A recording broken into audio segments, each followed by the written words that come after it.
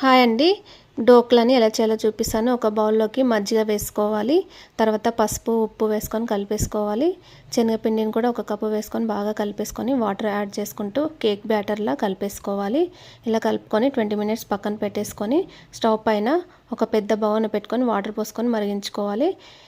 ఈ డోక్లాన్ని వేసుకోవడానికి ఒక గిన్నెలో ఆయిల్ రాసుకొని పెట్టుకోవాలి.